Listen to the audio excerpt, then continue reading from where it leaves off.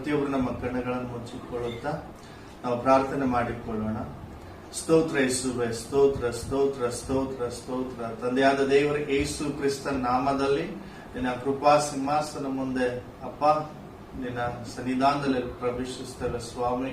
ಅಪ್ಪ, ಈ ದಿನಕ್ಕಾಗಿ ನಿನಗೆ ವಂದನೆ ಸಲ್ಲಿಸ್ತೇವೆ ಸ್ವಾಮಿ. ಅಪ್ಪ, ಈ ದಿನದಲ್ಲಿ ನಾವು ಪ್ರತಿಯೊಬ್ಬರು ಸ್ವಾಮಿ ನಿನ್ನ ಸನ್ನಿಧಾನದಲ್ಲಿ ನಿನ್ನ ಪ್ರಸನ್ನತೆಯಲ್ಲಿ ಸ್ವಾಮಿ ನಿನ್ನನ್ನು ಕೂಡಿ ಬಂದಿರುವಾಗ ಸ್ವಾಮಿ ನಾವೆಲ್ಲರೂ ಪ್ರತಿಯೊಬ್ಬರು ಸ್ವಾಮಿ ನಿನ್ನ ಹಾಡುಗಳ ಮೂಲಕ ಚಪ್ಪಾಳೆ ತಟ್ಟುವುದರ ಮೂಲಕ ನಿನಗೆ ಮಹಿಮೆ ಸಲ್ಲಿಸುವಂತೆ ನಮಗೆ ಕೃಪೆಯಿಂದ ಪಾಲಿಸಿದಿ. ನಿನಗೆ ಸ್ತೋತ್ರ ಸಲ್ಲಿಸ್ತೇವೆ ಅಪ್ಪ. ಮತ್ತೊಂದಾವತ್ತಿ ಸ್ವಾಮಿ ಪ್ರತಿಯೊಬ್ಬರನ್ನ ನಿನ್ನ ಸನ್ನಿಧಾನದಲ್ಲಿ ಒಪ್ಪಿಸಿಕೊಡ್ತೇವೆ. ಪ್ರತಿಯೊಬ್ಬರ ಪ್ರಾಣ, ಆತ್ಮ, ಶರೀರ ನಿನ್ನ ಹಸ್ತದಲ್ಲಿ ಒಪ್ಪಿಸಿಕೊಡ್ತೇವೆ ಸುವೆ. ಅಪ್ಪ, ಈ ಆರಾಧನೆಯ ಮೂಲಕ ನಿನ್ನ ನಾಮ ಮಾತ್ರ ಮಹಿಮೆ ಹೊಂದಲ್ಪಡಬೇಕು ಸ್ವಾಮಿ. ನಿನ್ನ ನಾಮ ಮಾತ್ರ ಹೆಚ್ಚಿಸಲ್ಪಡಬೇಕು, ನಾವು ಯಾವಾಗಲೂ ತಗ್ಗಿಸಲ್ಪಡಬೇಕು. ಎಲ್ಲ ಘನ ಮಾನ ಮಹಿಮೆ ನಿನ್ನೊಬ್ಬಾತನಿಗೆ ಸಲ್ಲಿಸುತ್ತಾ ಯೇಸು ಕ್ರಿಸ್ತ ನಾಮದಲ್ಲಿ ಪ್ರಾರ್ಥಿಸಿ ಬೇಡಿ ಹೊಂದಿದ್ದೇವೆ ತಂದೆ, ಆಮೆನ್.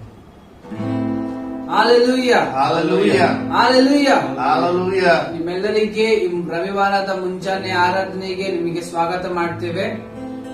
ನಾವು ಕೆಲವು ಹಾಡುಗಳನ್ನು ಹಾಡುತ್ತಾ ಚಪ್ಪಾಳೆ ತಟ್ಟುತ್ತಾ ನಮ್ಮ ಕರ್ತನಾದ ಯೇಸು ಕ್ರಿಸ್ತನಿಗೆ ನಾವು ಸ್ತೋತ್ರ ಸಲ್ಲಿಸೋಣ ಪ್ರಿಯರೇ. ಮೊದಲನೇದಾಗಿ ಏಸು ಒಳ್ಳೆವ, ಏಸು ವಲ್ಲಭ, ಸರ್ವ ವಲ್ಲಭ ಎಂಬುದಾಗಿ ಹಾಡನ್ನು ಹಾಡುತ್ತಾ ಆತನಿಗೆ ನಾವು ಸ್ತೋತ್ರ ಸಲ್ಲಿಸೋಣ.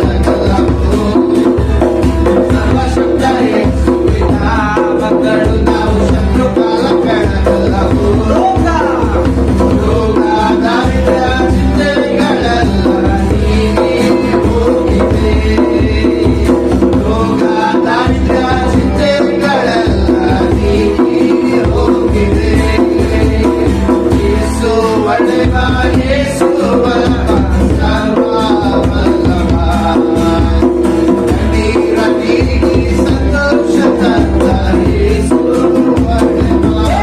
ಒಳ್ಳೆಯ ಯೇಸು ಒಳ್ಳೆಯ ಯೇಸು ಬಲವ ಸರ್ವ ಬಲ್ಲವ ಕಣ್ಣೀರ ನೀಗಿ ಸಂತೋಷ ತಂದ ಯೇಸು ಒಳ್ಳೆಯ.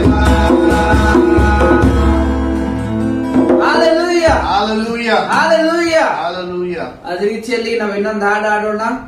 ಆ ಹಾಡ ಹೇಳ್ತದೆ, ಮಹಿಮೆಯ ಅರಸೆ ನಿನ್ನ ಆತ್ಮದಿ ಆರಾಧಿಸು ಎಂಬುದಾಗಿ ಆ ಹಾಡನ್ನು ಹಾಡುತ್ತಾ ನಮ್ಮ ದೇವರಿಗೆ ನಾವೆಲ್ಲರೂ ಸ್ತೋತ್ರ ಸಲ್ಲಿಸುತ್ತೇವೆ.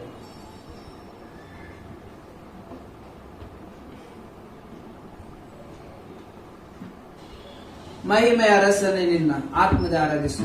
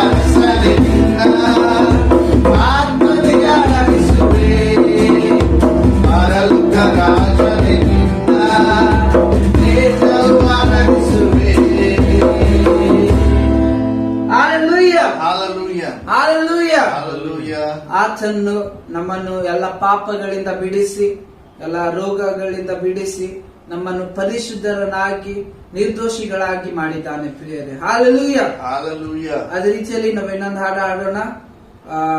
ಆ ಹಾಡು ಹೇಳುತ್ತದೆ, ಕರ್ತನೇ ದೇವರಲ್ಲಿ ನಿನಗೆ ಸಮಾನನೇ ಯಾರು ಎಂಬುದಾಗಿ.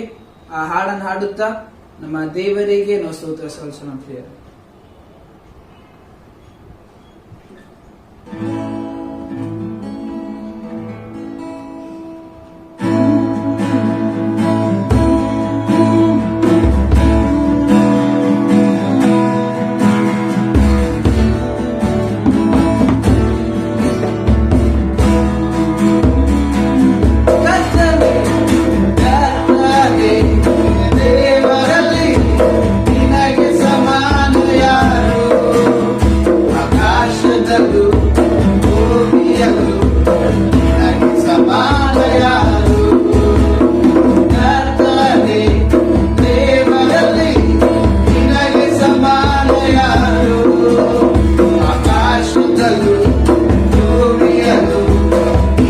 ಸಮಾನ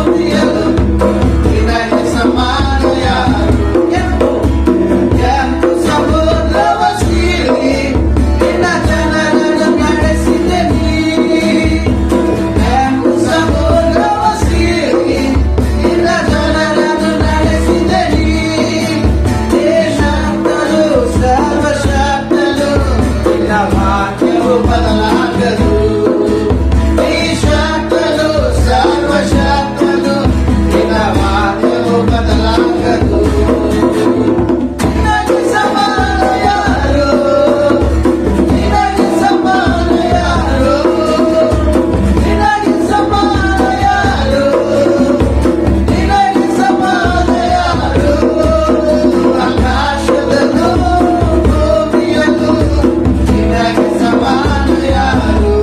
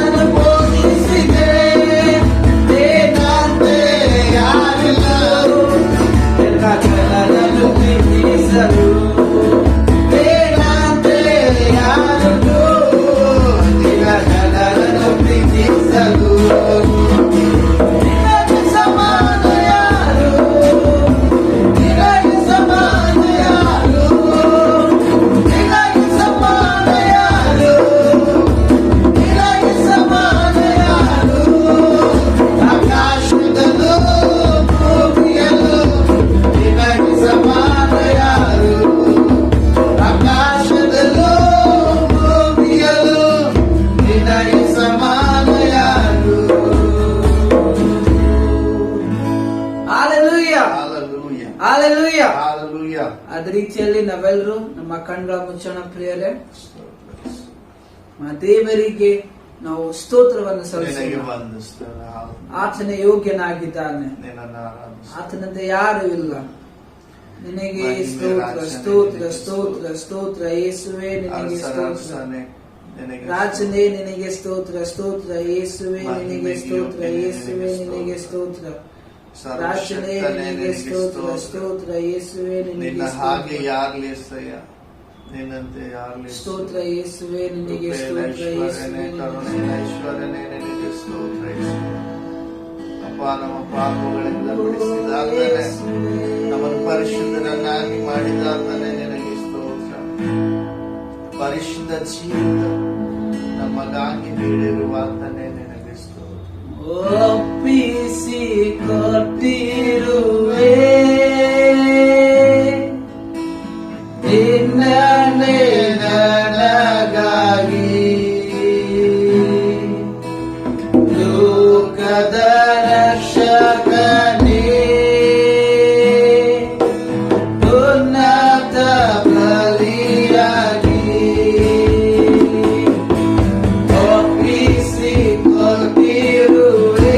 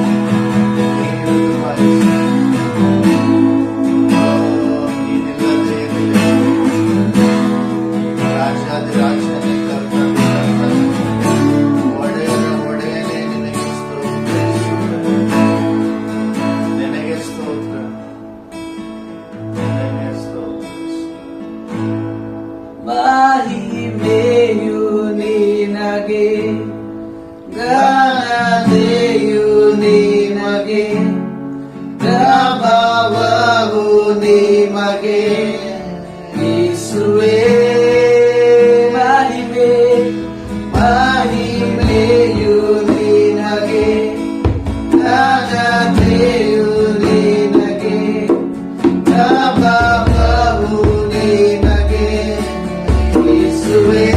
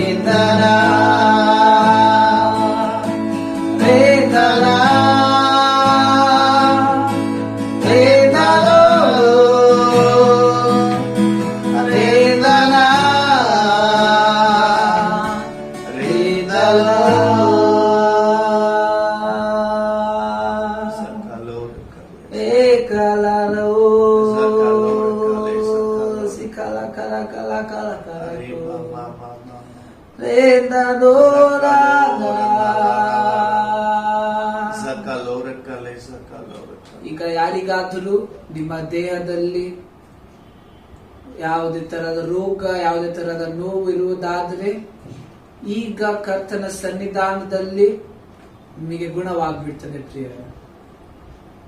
ನಂಬಿಕೆಯಿಂದ ನಿಮ್ಮ ಕೈಗಳ ಮೇಲೆ ಕೆತ್ತಿ ನಾವು ಪ್ರಾರ್ಥನೆ ಮಾಡ್ತೇವೆ. ಅಪ್ಪ ತಂದೆ ಯೇಸುವಿನ ಹೆಸರಿನ ಮುಂದೆ ಬರ್ತೇನೆ ಅಪ್ಪ. ಈ ಆರಾಧನೆಯ ಸಮಯ, ಈ ಸ್ತುತಿ ಆರಾಧನೆಯ ಸಮಯವನ್ನು ಕೊಟ್ಟಿದ್ದೆ, ಅದಕ್ಕೆ ನಿನಗೆ ಸ್ತೋತ್ರ ಹೇಳ್ತೇವೆ ಅಪ್ಪ. ಅಪ್ಪ ಈಗ ಯಾರ್ಯಾರು ಅವರ ಕೈಗಳನ್ನು ಮೇಲಕ್ಕೆತ್ತಿದ್ದಾರೆ, ಅವರ ದೇಹದಲ್ಲಿ ರೋಗ ಮತ್ತು ನೋವು ಇದೆ, ಈಗಲೇ ಆ ದೇಹಕ್ಕೆ ಮಾತಾಡ್ತಾ ಇದ್ದೇನೆ. ಎಲ್ಲ ತರಹದ ರೋಗ, ಎಲ್ಲ ತರಹದ ನೋವು ಯೇಸುವಿನ ಹೆಸರಿನಲ್ಲಿ ಅವರ ದೇಹವನ್ನು ಬಿಟ್ಟು ಹೋಗು ಅಪ್ಪ.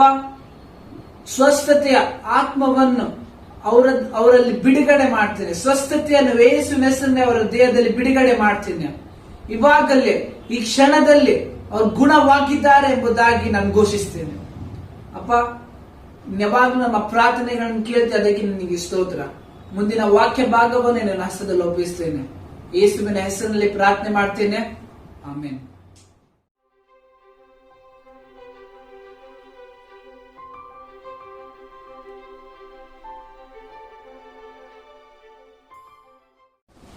ನಾವು ಪ್ರತಿಯೊಬ್ಬರು ನಮ್ಮ ಕಾಣಿಕೆಗಳನ್ನು ಕೈಯಲ್ಲಿ ಹಿಡಿದುಕೊಂಡು ಅರಿಕೆ ಮಾಡಿಕೊಳ್ಳೋಣ.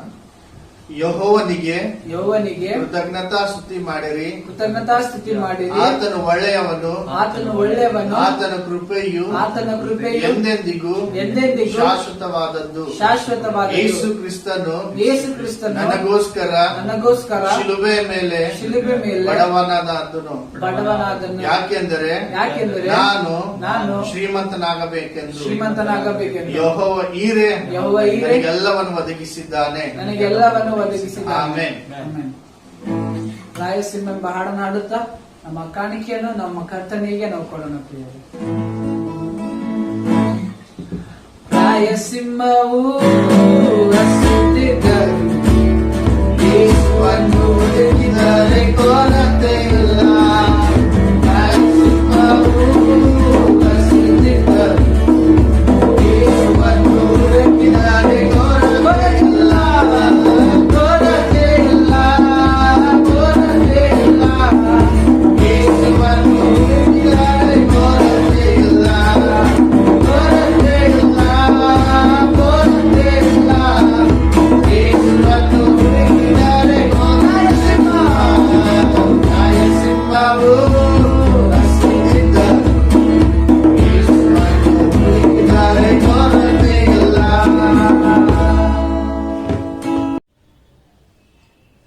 Abba, Father, in Jesus' name, I pray for all these precious people who gave their offering, the seed to you.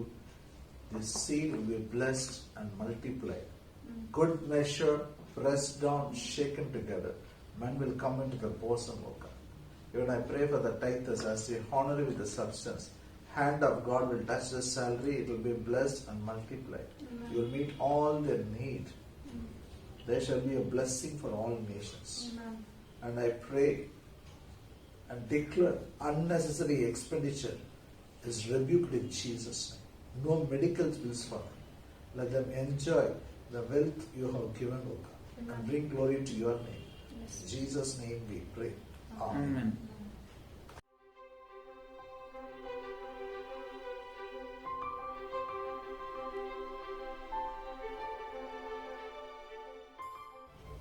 Hallelujah. Hallelujah. Greet you all in the precious name of our Lord and Savior Jesus Christ. ನಿಮ್ಮೆಲ್ಲರನ್ನು ಯೇಸು ಕ್ರಿಸ್ತನ ಮಧುರ ನಾಮದಲ್ಲಿ ಸ್ವಾಗತಿಸುತ್ತೇವೆ. I believe you all enjoyed praise and worship. ನಾನು ನಂಬ್ತೇನೆ ನೀವೆಲ್ಲರೂ ಸ್ತುತಿ ಆರಾಧನೆಯನ್ನು ಆನಂದಿಸಿದ್ರಿ. Now let's listen to God's word. ಇವಾಗ ದೇವರ ವಾಕ್ಯವನ್ನು ಕೇಳೋಣ. One more time, turn your Bible to book of Ephesians, 2nd chapter, we'll read verse 8. ಇನ್ನೊಂದ್ಸಲ ನಿಮ್ಮ ಬೈಬಲ್ಗಳನ್ನು ಎಫೆಸದವರಿಗೆ ಬರೆದ ಪತ್ರಿಕೆ 2ನೇ ಅಧ್ಯಾಯಕ್ಕೆ ತಿರುಗಿಸಿ ನಾವು 8ನೇ ವಾಕ್ಯ ಓದಿಕೊಳ್ಳೋಣ. For by grace are you saved through faith, and that not of yourself, it is a gift of God. ನಂಬಿಕೆಯ ಮೂಲಕ ಕೃಪೆಯಿಂದಲೇ ರಕ್ಷಣೆ ಹೊಂದಿದವರಾಗಿದ್ದೀರಿ. ಆ ರಕ್ಷಣೆಯು ನಿಮ್ಮಿಂದುಂಟಾದದ್ದಲ್ಲ, ಅದು ದೇವರ ವರವೇ. For by grace you are saved. ಕೃಪೆಯಿಂದಲೇ ನೀವು ರಕ್ಷಣೆ ಹೊಂದಿದ್ದೀರಿ. Hallelujah. Hallelujah. Grace provided salvation. ನಮ್ ಕೃಪೆಯು ರಕ್ಷಣೆಯನ್ನು ಒದಗಿಸಿತು. Through faith you have taken it. ನಂಬಿಕೆಯಿಂದ ಆ ರಕ್ಷಣೆಯನ್ನು ತಗೊಂಡ್ರಿ. The same way you got saved, you possess all the blessings in life. ಅದೇ ರೀತಿಯಲ್ಲಿ ನೀವು ರಕ್ಷಣೆ ಹೊಂದ್ಕೊಂಡು ಎಲ್ಲಾ ಆಶೀರ್ವಾದಗಳನ್ನು ಸ್ವಾಧೀನ ಮಾಡ್ತೀರಿ. Sunday mornings I teach about living by grace.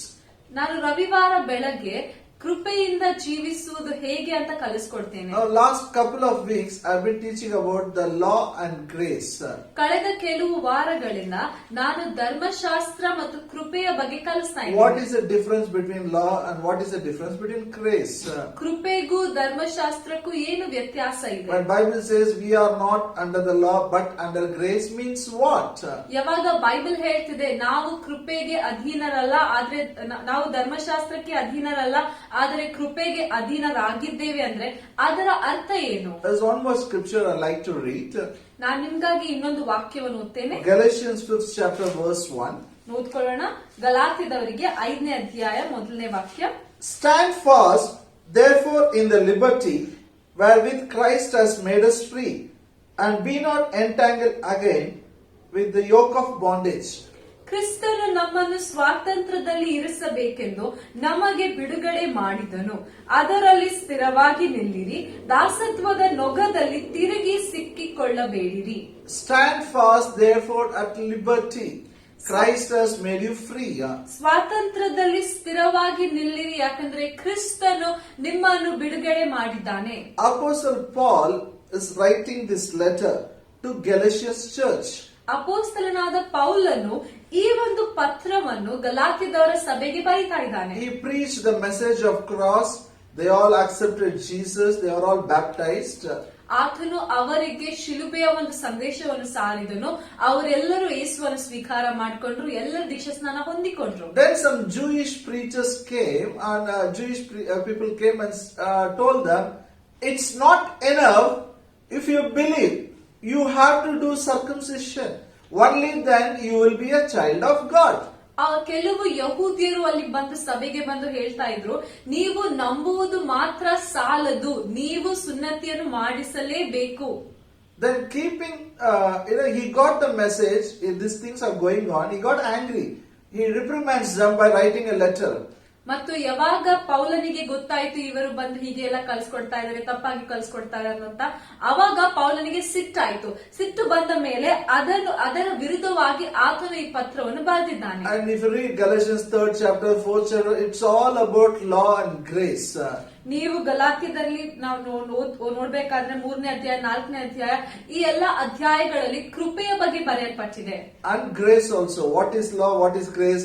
You are not under law but under grace. All these things are covered. ಧರ್ಮಶಾಸ್ತ್ರ, ಕೃಪೆ, ನೀವು ಧರ್ಮಶಾಸ್ತ್ರಕ್ಕೆ ಅಧೀನರಲ್ಲ, ಕೃಪೆಗೆ ಅಧೀನರಾಗಿದ್ದೀರಾ ಅಂತ ಎಲ್ಲ ಕಲ್ಸ್ಕೊಂಡು. Even Romans talks about law and grace. ಮತ್ತು ರೋಮಪುರದವರಲ್ಲಿ ಕೂಡ ಅಲ್ಲಿ ಕೂಡ ನಾವು ನೋಡ್ತೇವೆ ಕೃಪೆ ಮತ್ತು ಧರ್ಮಶಾಸ್ತ್ರದ ಬಗ್ಗೆ ಕಲಿಸ್ತಾರೆ. Christ has set you free. Now you stand fast at liberty. Don't get into the yoke of bondage again. ಇವಾಗ ಈ ವಾಕ್ಯದಲ್ಲಿ ಆತನು ಹೇಳ್ತಾ ಇದ್ದಾನೆ, ಕ್ರಿಸ್ತನ್ ನಮ್ಮನ್ನು ಸ್ವಾತಂತ್ರ್ಯ ಮಾಡಿದಾಗ ಅದರಲ್ಲಿ ಸ್ಥಿರವಾಗಿ ನಿಲ್ಲಿರಿ. Don't get back into the law again, legalism again. ಮತ್ತೆ ನ್ಯಾಯ ಪ್ರಮಾಣದ ಕೆಳಗೆ, ಧರ್ಮಶಾಸ್ತ್ರದ ಕೆಳಗೆ, ಕಾರ್ಯಗಳ ಕೆಳಗೆ ಮತ್ತೆ ಬೀಳಬೇಡ್ರಿ. Now comes the question, as a believer, as a born again believer, whether I should read Old Testament or not, whether I should practice it or not. ಇವಾಗ ಒಂದು ಪ್ರಶ್ನೆ ಬರ್ತಿದೆ ಏನಂದ್ರೆ, ನಾನು ಹೊಸದಾಗಿ ಹುಟ್ಟಿರುವಂತ ವಿಶ್ವಾಸಿಯಾಗಿ ಹಳೆ ಒಡಂಬಡಿಕೆಯನ್ನು ಓದ್ಬೇಕು ಓದ್ಬಾರ್ದು, ಹಳೆ ಒಡಂಬಡಿಕೆಯನ್ನು ಪಾಲಿಸಬೇಕು ಪಾಲಿಸಬಾರ್ದು. The first 5 books in the Bible is called as law. ನಮ್ಮ ಸತ್ಯವೇದದಲ್ಲಿ ಬೈಬಲ್ ಅಲ್ಲಿ ಮೊದಲನೇ 5 ಪುಸ್ತಕಗಳಿಗೆ ಧರ್ಮಶಾಸ್ತ್ರ ಎಂದು ಕರೆಯಲ್ಪಡ್ತದೆ. Whether we should read or not. ಆ 5 ಪುಸ್ತಕಗಳನ್ನು ಓದ್ಬೇಕು ಓದ್ಬಾರ್ದು. If you are not under law, why should I read it? ನಾನು ಧರ್ಮಶಾಸ್ತ್ರಕ್ಕೆ ಅಧೀನನಲ್ಲ ಅಂದ್ರೆ ಯಾಕೆ ಓದ್ಬೇಕು? That's why I am teaching. You should, if you have missed the last week message, please listen to it in the YouTube. That's a continuation I am teaching today. ಅದಕ್ಕಾಗಿ ನಾನು ಕಲಿಸ್ಕೊಡ್ತಾ ಇದ್ದೇನೆ. ಕಳೆದ ವಾರದ ಸಂದೇಶ ನೀವು ಕೇಳಿಸ್ಕೊಳ್ಳಿಲ್ಲ ಅಂದ್ರೆ ಯೂಟ್ಯೂಬ್ ಅಲ್ಲಿ ಇದೆ, ನೀವು ಮತ್ತೆ ನೋಡಬಹುದು. ಅದರಿಂದ ಮುಂದೆ ವರಿಸಿ ನಾನು ಇವತ್ತು ಕಲಿಸ್ತೇನೆ. The first book in the Bible is Genesis. ನಮ್ಮ ಬೈಬಲ್ ಅಲ್ಲಿ ಇರುವ ಮೊದಲನೇ ಪುಸ್ತಕ ಆದಿಕಾಂಡ. First 50 chapters are in the book Genesis. ಆದಿಕಾಂಡದಲ್ಲಿ 50 ಅಧ್ಯಾಯಗಳಿವೆ. And Exodus, second book is Exodus, it has 18 chapters. ಎರಡನೇ ಪುಸ್ತಕ ವಿಮೋಚನೆ ಕಾಂಡ, ಅದರಲ್ಲಿ 18 ಅಧ್ಯಾಯಗಳಿವೆ. All these 68 chapters sets the basis for law. ಈ 68 ಅಧ್ಯಾಯಗಳು ಒಟ್ಟು ಸೇರಿ 68 ಅಧ್ಯಾಯಗಳಿದೆಯಲ್ಲ, ಅದೆಲ್ಲವೂ ಧರ್ಮಶಾಸ್ತ್ರಕ್ಕೆ ಒಂದು ಬುನಾದಿಯನ್ನು ಹಾಕ್ತವೆ. It shows about God. ದೇವರು ಯಾರು ಅಂತ It ತೋರಿಸಿಕೊಡ್ತದೆ. shows God, man is created in the image of God. ಮನುಷ್ಯನು ದೇವರ ಸ್ವರೂಪದಲ್ಲಿ ಸೃಷ್ಟಿ ಆಗಿದ್ದಾನೆ ಅಂತ From ತೋರಿಸಿಕೊಡ್ತದೆ. Exodus 19th chapter, the law begins. ವಿಮೋಚನೆ So ಕಾಂಡ many commandments are written. ವಿಮೋಚನೆ ಕಾಂಡದ 19ನೇ ಅಧ್ಯಾಯದಿಂದ ಮುಂದೆ ನೋಡ್ಬೇಕಾದ್ರೆ ಅಲ್ಲಿಂದ ಧರ್ಮಶಾಸ್ತ್ರ ಪ್ರಾರಂಭವಾಗ್ತದೆ. ಅನೇಕ ನಿಯಮಗಳು ಎಲ್ಲ ಆಜ್ಞೆಗಳು ಬರೆಯಲ್ಪಟ್ಟಿವೆ. In Exodus 20th chapter, 10 commandments were given. ವಿಮೋಚನೆ ಕಾಂಡದ 20ನೇ ಅಧ್ಯಾಯದಲ್ಲಿ ಅಲ್ಲಿ ದಶಾಜ್ಞೆ ಕೊಡಲ್ಪಟ್ಟಿತು. But if you read from Exodus 19 till Deuteronomy 34, 619 commandments are there. ಮತ್ತು ನೀವು ವಿಮೋಚನೆ ಕಾಂಡ 19ನೇ ಅಧ್ಯಾಯದಿಂದ ಧರ್ಮೋಪದೇಶ ಕಾಂಡವರೆಗೆ ಓದ್ಕೊಂಡು ಹೋಗುವಾಗ 619 ಆಜ್ಞೆಗಳು ಕೊಡಲ್ಪಟ್ಟಿವೆ. Hallelujah. But all the 619 commandments come under the 10 commandment. It comes under that. ಈ ಎಲ್ಲ 619 ಆಜ್ಞೆಗಳು ಇವೆಲ್ಲವೂ 10 ಆಜ್ಞೆಗಳಲ್ಲಿ ದಶಾಜ್ಞೆಯಲ್ಲಿ ಕೆಳಗೆ ಬರ್ತವೆ. And Jesus brought all the commandments with 2 commandments. ಮತ್ತು ಯೇಸು ಸ್ವಾಮಿ ಆ ಎಲ್ಲ ಆಜ್ಞೆಗಳನ್ನು ಸೇರಿಸಿ 2 ಆಜ್ಞೆಗಳನ್ನು ತೋರಿಸಿದ. Love your God, love your enemies. ನಿನ್ನ ದೇವರನ್ನು ಪ್ರೀತಿಸು ಮತ್ತು ನಿನ್ನ ವೈರಿಗಳನ್ನು ಪ್ರೀತಿಸು. Hallelujah. Hallelujah. He said all the law and the prophets hang on these 2 commandments. ಯೇಸುಸ್ವಾಮಿ ಹೇಳ್ತಾ ಇದ್ರು ಎಲ್ಲಾ ಧರ್ಮಶಾಸ್ತ್ರವು ಎಲ್ಲಾ ಪ್ರವಾದಿಗಳು ಈ 2 ಆಜ್ಞೆಗಳ ಮೇಲೆಯೇ ಇವೆ. When I talk about law, there are 3 types of laws in the Bible. ನಾನು ಧರ್ಮಶಾಸ್ತ್ರದ ಬಗ್ಗೆ ಹೇಳುವಾಗ 3 ತರದ ಧರ್ಮಶಾಸ್ತ್ರಗಳು ಅಥವಾ ಕಾನೂನುಗಳು ಇವೆ. One is a moral law. ಮೊದಲನೇದು ನೈತಿಕ ಕಾನೂನು. Hallelujah. It talks about do's and don'ts. ಅದು ಎಂತಹ ಕಾನೂನು ಅಂದ್ರೆ ಅದರಲ್ಲಿ ಇಂತ ನಿಯಮಗಳಿವೆ, ಅದ್ರಲ್ಲಿ ಹೇಳ್ತದೆ ಮಾಡ್ಬೇಕು ಮಾಡಬಾರ್ದು, ಯಾವುದನ್ನು ಮಾಡ್ಬೇಕು ಯಾವುದನ್ನು It is ಮಾಡಬಾರ್ದು. given with purpose. ಒಂದು ಉದ್ದೇಶದಿಂದ ಅಂತಹ ಕಾನೂನು ಕೊಡಲ್ಪಟ್ಟಿದೆ. Second is ceremonial law. ಎರಡನೇದು ಆಚರಣೆಯ ಒಂದು ನಿಯಮ. All the festivals, festivals, sacrifice, all those things comes under ceremonial law. ಆ ಒಂದು ಆಚರಣೆಯ ಒಂದು ಕಾನೂನು ಅಥವಾ ನಿಯಮದಲ್ಲಿ ಏನೆಲ್ಲ ಬರ್ತದೆ ಅಂದ್ರೆ ಎಲ್ಲ ಹಬ್ಬಗಳು ಹೇಗೆ ಆಚರಿಸಬೇಕು ಅದೆಲ್ಲ ತೋರಿಸಿಕೊಡಲ್ಪಟ್ಟಿವೆ. But all these sacrifices and festivals, they pointed towards Jesus Christ. ಈ ಎಲ್ಲ ಹಬ್ಬಗಳು ಎಲ್ಲ ಏನೆಲ್ಲ ಯಜ್ಞಗಳು ಮಾಡ್ತಾ ಇದ್ರು ಅವೆಲ್ಲವೂ ಏಸು ಕ್ರಿಸ್ತನ ಕಡೆ ತೋರಿಸ್ತಾ ಇದ್ವು. Now it is not needed because Jesus came. ಇವಾಗ ಅದರ ಅವಶ್ಯಕತೆ ಇಲ್ಲ, ಏಸು ಸ್ವಾಮಿ ಬಂದಿದ್ದಾನೆ. I gave you example of bride and bridegroom. Before marriage, the boy gets a girl's photo. He keeps on looking at it. ನಾನು ನಿಮಗೆ ಮದಲಿಂಗ ಮತ್ತು ಮದುಮಗಳ ಒಂದು ಉದಾಹರಣೆಯನ್ನು ತೋರಿಸಿದೆ. ಮದುವೆಯ ಮುಂಚೆ ಆತನು ಮದುಮಗಳ ಒಂದು ಫೋಟೋ ಅನ್ನು ತಗೊಂಡು ನೋಡ್ಕೊಂಡಿರ್ತಾನೆ. He just keep on looking at the photo. He's showing everybody the photo. That is okay before marriage. ಮದುವೆಗಿಂತ ಮೊದಲು ಆತನು ಫೋಟೋ ನೋಡ್ಕೊಂಡಿರ್ತಾನೆ, ಎಲ್ಲರಿಗೆ ತೋರಿಸ್ತಾನೆ, ಪರವಾಗಿಲ್ಲ. But after the marriage, he doesn't look at the photo because she has come to with him. She is in the house now. ಆದ್ರೆ ಮದುವೆ ಆದ್ಮೇಲೆ ಇನ್ನು ಆತನು ಫೋಟೋ ಇಟ್ಕೊಂಡೇ ನೋಡ್ಕೊಂಡ್ ಕೂಡುವುದಿಲ್ಲ, ಯಾಕೆಂದ್ರೆ ಅವಳು ಮನೆಯಲ್ಲಿ ಬಂದಿದ್ದಾಳೆ. If he keeps looking at the photo, then something wrong. ಮದುವೆ ಆದ್ರೂ ಕೂಡ ಆತನ ಫೋಟೋ ಇಟ್ಕೊಂಡೇ ಕುಂತಿದ್ರ ಅಂದ್ರೆ ಅದರಲ್ಲಿ ದೊಡ್ಡ ಸಮಸ್ಯೆ ಇದೆ. Ceremonial law is something like that. That is a shadow. It is not real. It is pointed towards Jesus. Because Jesus came and finished the work on the cross, it lost its significance. There is no need for us to practice it.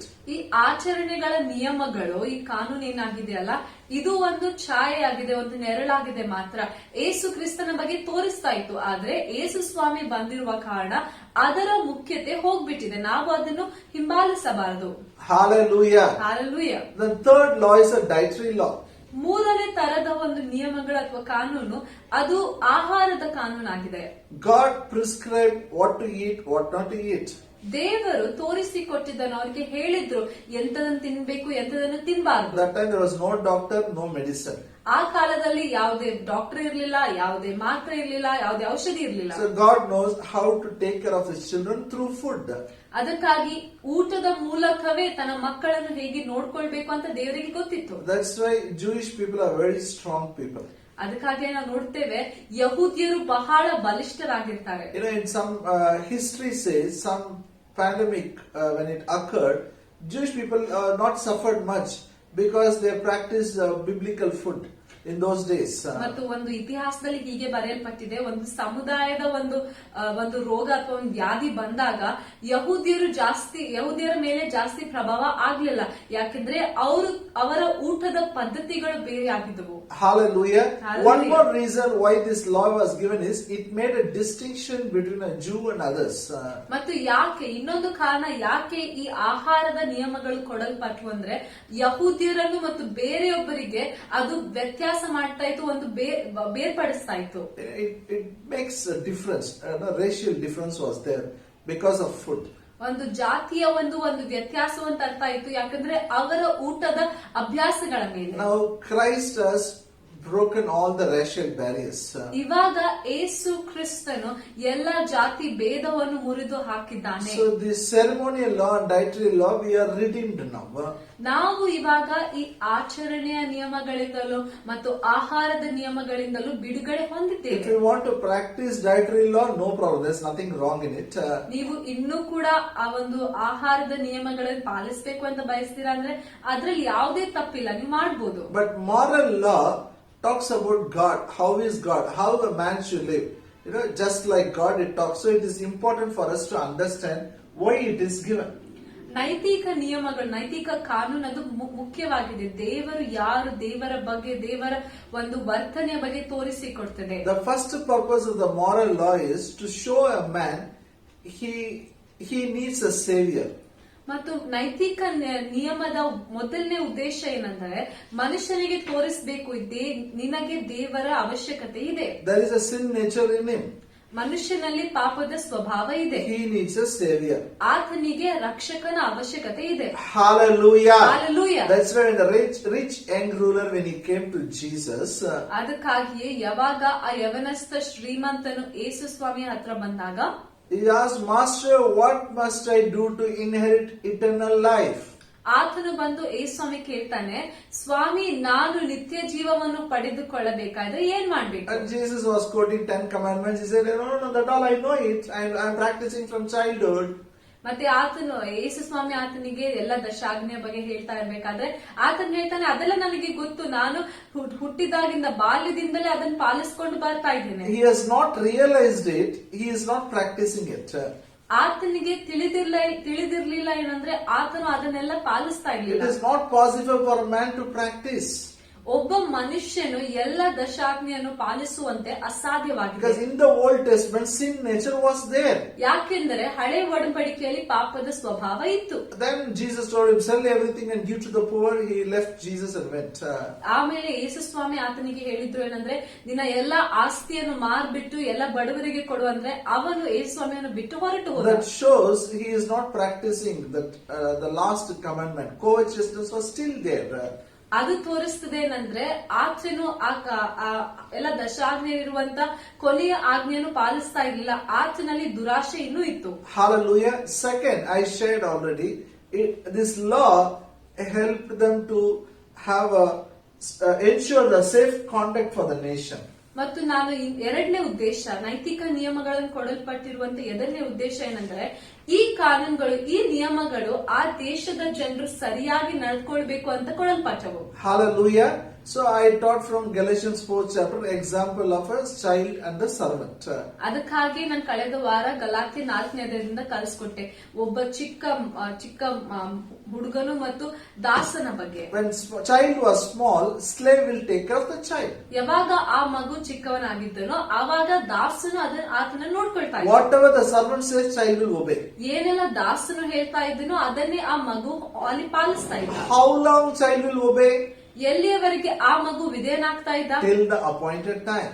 ಒಂದು ನೇಮಿಸಿರುವಂತ ಸಮಯದವರೆಗೆ. Then the child will sit in the throne. He will become elder. He will sit in the throne. Then that same servant will salute the child. ನೇಮಕವಾಗಿರುವ ಸಮಯ ಬಂದಾಗ ಆವಾಗ ಆ ಮಗು ಬೆಳೆದಾಗ ಆತನು ಸಿಂಹಾಸನದ ಮೇಲೆ ಕೂತ್ಕೊಳ್ತಾನೆ, ಆತನು ಅಧಿಕಾರಿ ಆಗ್ತಾನೆ. ಆವಾಗ ಅದೇ ದಾಸಿಯು ಆತನಿಗೆ ಗೌರವವನ್ನು ಕೊಡ್ತಾರೆ. Hallelujah. Hallelujah. Hallelujah. We were all under the law. Paul says, even I was under the law. ಪೌಲನು ಹೇಳ್ತಾನೆ, ನಾವ್ ಎಲ್ಲರೂ ಧರ್ಮಶಾಸ್ತ್ರದ ಕೆಳಗಡೆ ಇದ್ದೆವು, ಆತನು ಕೂಡ ಧರ್ಮಶಾಸ್ತ್ರದ ಕೆಳಗಡೆ ಇದ್ದ. But Christ redeemed them from the law. ಆದರೆ ಕ್ರಿಸ್ತನು ಅವರನ್ನು ಧರ್ಮಶಾಸ್ತ್ರದಿಂದ ಬಿಡಿಸಿದನು. Hallelujah. Hallelujah. Shall we read it? ನಾವು ಓದಿಕೊಳ್ಳೋಣ ಅಂತ. Galatians 4th chapter.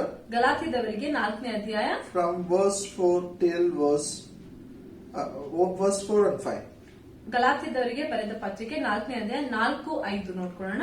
But when the fullness of the time was come, God sent forth his son, made of a woman, made under the law, to redeem them that were under the law, that we might receive the adoption of sons. ಆದರೆ ಕಾಲವು ಪರಿಪೂರ್ಣವಾದಾಗ ದೇವರು ತನ್ನ ಮಗನನ್ನು ಕಳುಹಿಸಿಕೊಟ್ಟನು, ಧರ್ಮಶಾಸ್ತ್ರಧೀನರಾದವರನ್ನು ವಿಮೋಚಿಸಬೇಕೆಂತಲೂ ಪುತ್ರರ ಪದವಿಯನ್ನು ನಮಗೆ ದೊರಕಿಸಬೇಕೆಂತಲೂ ಆತನು ಸ್ತ್ರೀಯಲ್ಲಿ ಹುಟ್ಟಿದವನಾಗಿಯೂ ಧರ್ಮಶಾಸ್ತ್ರಧೀನನಾಗಿಯೂ ಬಂದನು.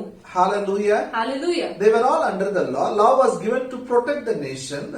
ಅವರೆಲ್ಲರೂ ಧರ್ಮಶಾಸ್ತ್ರ ಕೆಳಗಡೆ ಇದ್ರು. ಧರ್ಮಶಾಸ್ತ್ರವು ಆ ದೇಶವನ್ನು ಕಾಪಾಡುವುದಕ್ಕೆ ಕೊಡಲ್ಪಟ್ಟಿತು. For the safe conduct of the nation. ದೇಶದ ಜನರು ಸರಿಯಾಗಿ ನಡೆದುಕೊಳ್ಬೇಕು, ವರ್ತಿಸಬೇಕು ಅಂತ But ಕೊಡಲ್ಪಟ್ಟಿತು. here the Bible says Christ came in the appointed time. ಇಲ್ಲಿ ಬೈಬಲ್ ಹೇಳ್ತದೆ, ಕಾಲವು ಪರಿಪೂರ್ಣವಾದಾಗ ಕ್ರಿಸ್ತನು ಬಂದನು. Hallelujah. Through a woman he came. ಸ್ತ್ರೀಯ ಮೂಲಕ ಆತನು ಬಂದನು. Under the law he came. ಧರ್ಮಶಾಸ್ತ್ರ ಧೀನನಾಗಿಯೇ ಬಂದನು. Why? ಯಾಕೆ? To redeem them those who were under the law. ಯಾಕೆಂದರೆ ಯಾರ್ಯಾರು ಧರ್ಮಶಾಸ್ತ್ರದ ಕೆಳಗಡೆ ಇದ್ದಾರೋ ಅವರೆಲ್ಲರನ್ನು ವಿಮೋಚಿಸುವುದಕ್ಕೆ. Listen, when the child was a small child was obeying a servant. ಯಾವಾಗ ಆ ಮಗು ಅಲ್ಲಿ ಚಿಕ್ಕವನಾಗಿದ್ದನೋ ಅವಾಗ ದಾಸನಿಗೆ ವಿಧೇಯನಾಗ್ತಾ ಇದ್ದ. In the other way, the child was a servant to the servant. ಇನ್ನೊಂದು ರೀತಿಯಲ್ಲಿ ನಾವು ನೋಡಿದ್ರೆ ಆ ಚಿಕ್ಕ ಮಗು ಆ ದಾಸನಿಗೆ ದಾಸನಾಗಿದ್ದ. Was a servant for a slave. ಉದಾಹರಣೆಗೆ ಆ ದಾಸನಿಗೆ ಸೇವಕನಾಗಿದ್ದ. Whatever the slave said, child obeyed. ಆ ದಾಸನು ಏನೆಲ್ಲ ಹೇಳ್ತಾ ಇದ್ದನೋ ಆ ಮಗು ಅಲ್ಲಿ ಅನುಸರಿಸ್ತಾ ಇದ್ದ, ವಿಧೇಯನಾಗ್ತಾ ಇದ್ದ. But after he grew, then they make him to sit in the throne. They declare, now he is no more a child, he is a son. Then the story changes. ಆದ್ರೆ ಆ ಮಗು ಬೆಳೆದ ಮೇಲೆ ಆತನಿಗೆ ಸರಿಯಾದ ಸಮಯ ಬಂದಾಗ ಅವನಿಗೆ ಮಗನು ಅಂತ ಪಾತ್ರೆ ಮಾತ್ರ ಇಲ್ಲದೆ ಒಂದು ಅಧಿಕಾರಿಯ ಪಾತ್ರೆಯನ್ನು ಕೊಟ್ಟಾಗ ಆತನು ದಾಸನಿಗೆ ದಾಸನಾಗಿ ಇರುವುದಿಲ್ಲ. In the Old Testament, all are called as a servants.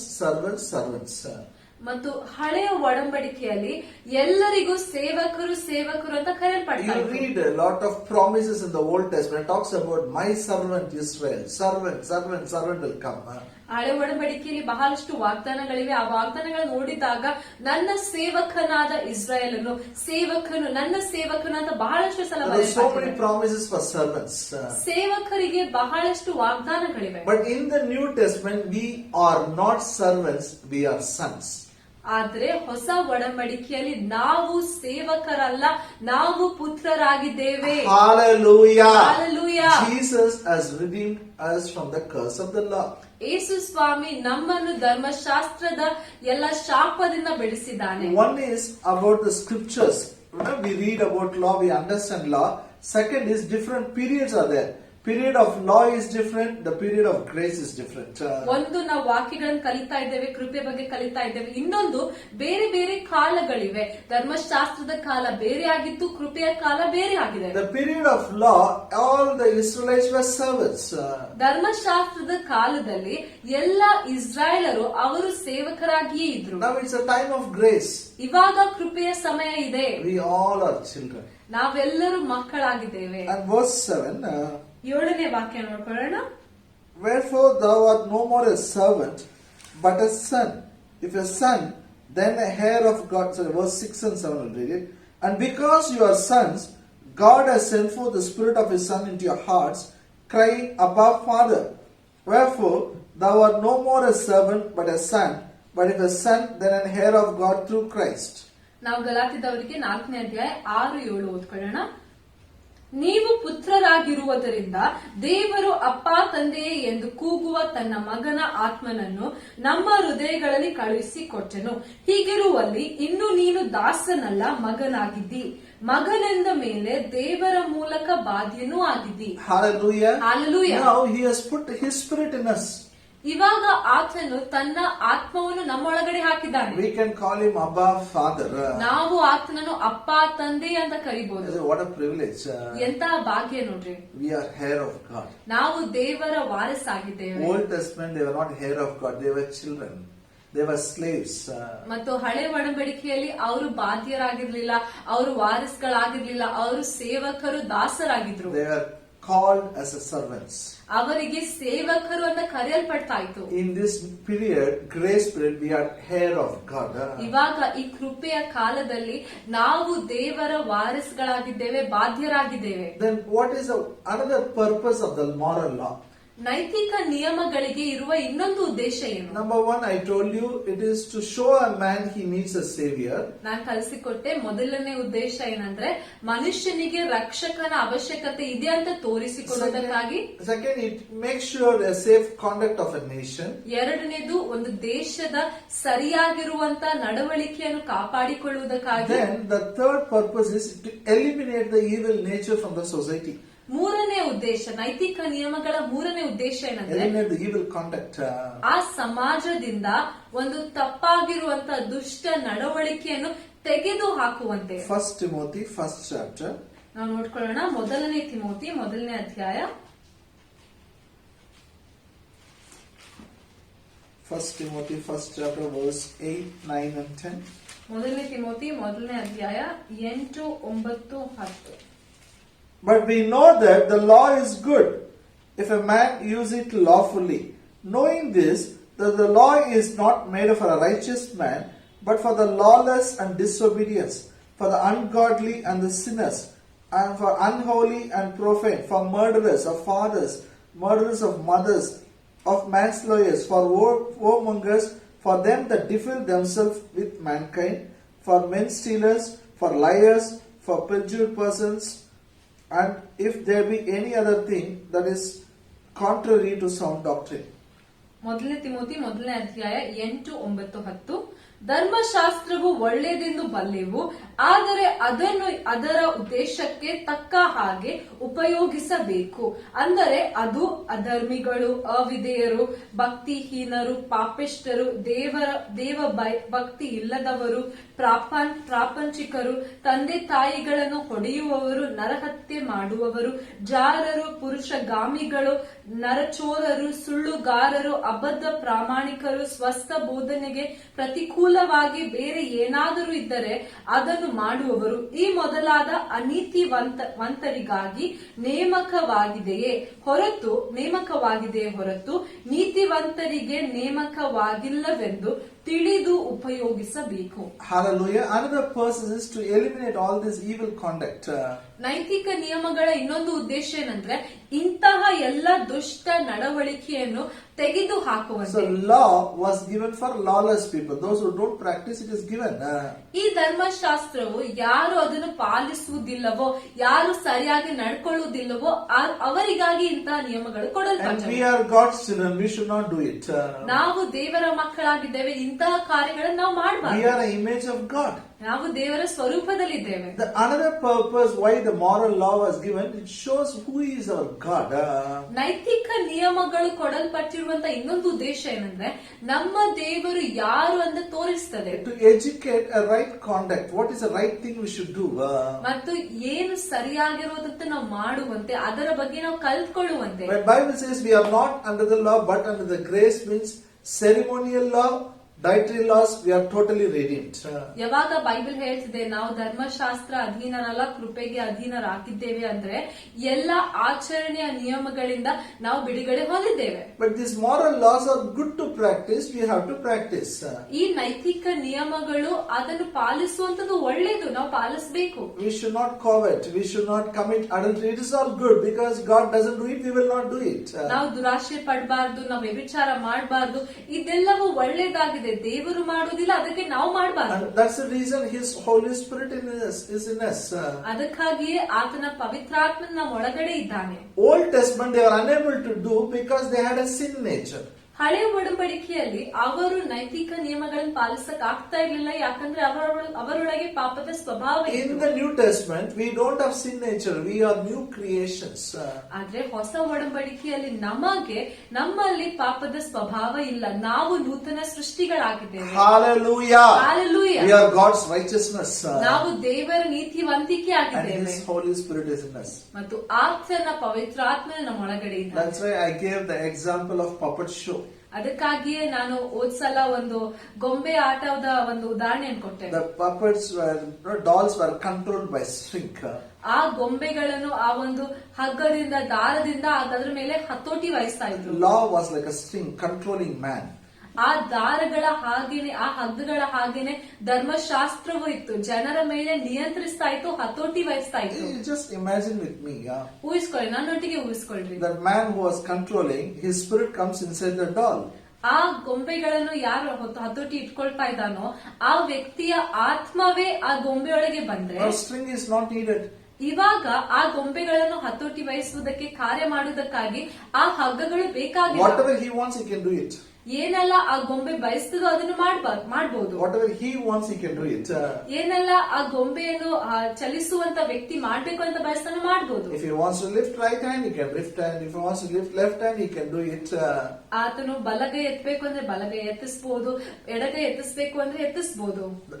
Now, because God's Spirit is in us, we can practice moral law and bring glory to Him.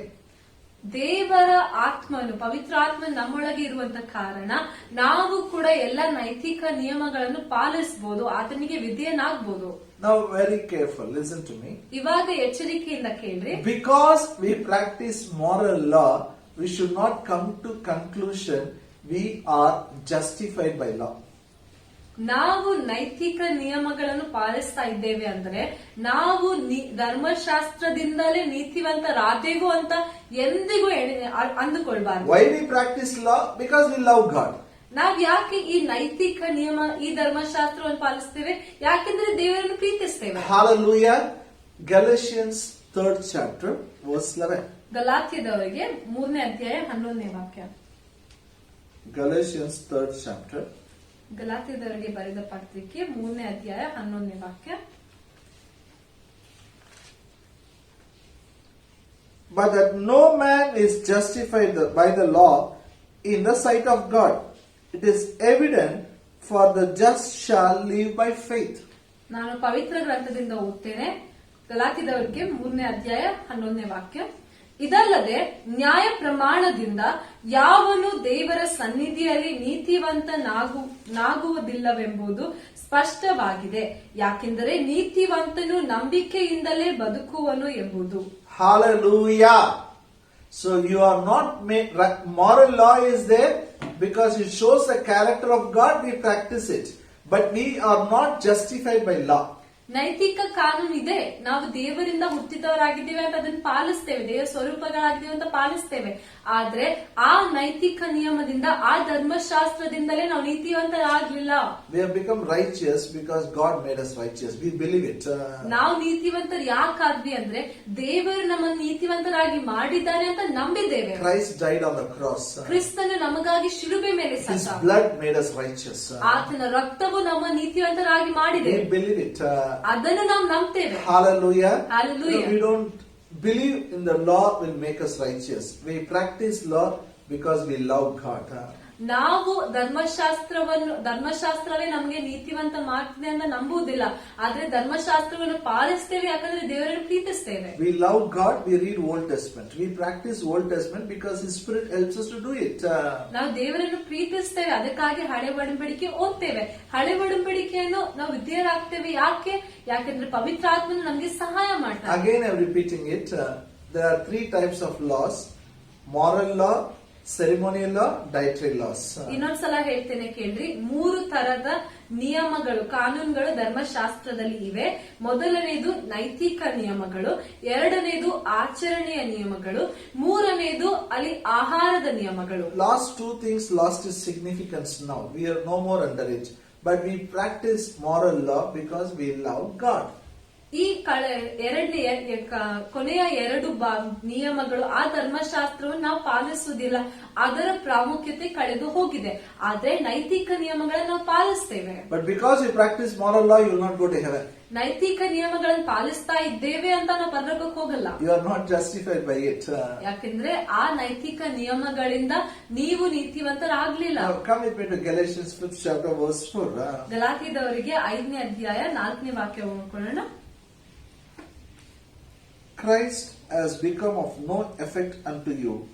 Whosoever of you are justified by the law, you are fallen from the grace. ನಿಮ್ಮಲ್ಲಿ ಯಾರ್ಯಾರು ಕರ್ಮಗಳಿಂದ ನೀತಿವಂತರಾಗಬೇಕೆಂದಿರುತ್ತಾರೋ ಅವರು ಕ್ರಿಸ್ತನಿಂದ ಅಗಲಿ ಹೋದರು, ಕೃಪಾಶ್ರಯದೊಳಗಿಂದ ಬಿದ್ದು ಹೋದರು. Hallelujah. Hallelujah. See, if you believe law is going to justify, then Christ has no effect on you. What He has done on the cross has no effect on you.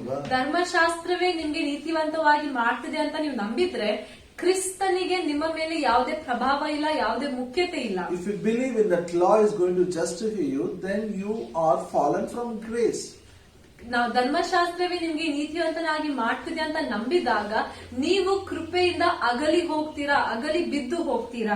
The word fallen from grace, people misuse it. ಇಲ್ಲಿ ಬರೆಯಲ್ಪಟ್ಟಿದೆ ಕೃಪಾಶ್ರಯದೊಳಗಿಂದ ಬಿದ್ದು ಹೋದರು ಅಂತ. ಬಹಳಷ್ಟು ಜನರು ಇದಕ್ಕೆ ತಪ್ಪ ಅರ್ಥ ಅಂದ್ಕೊಳ್ತಾರೆ. People think if somebody commits a sin, he has fallen from grace.